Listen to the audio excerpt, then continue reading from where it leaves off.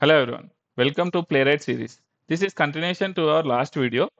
So we are creating a Playwright C console application and its purpose, how well it is structured.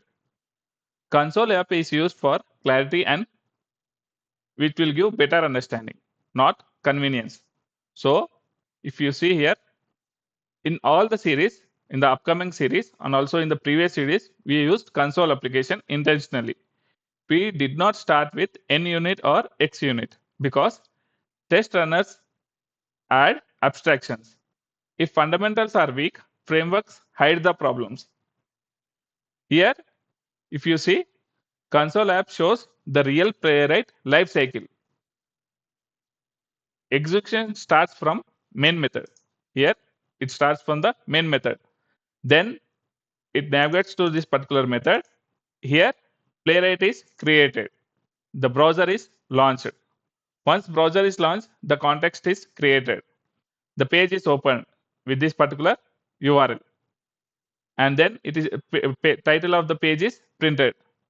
Finally, the browser is closed once we press any key.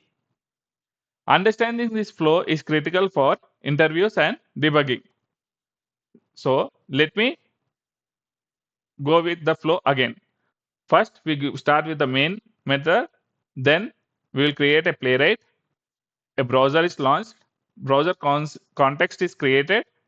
Then in the page, whatever actions we perform, we do all the actions like printing the title or giving any input. In the upcoming series also, we will see how that element actions will be performed more.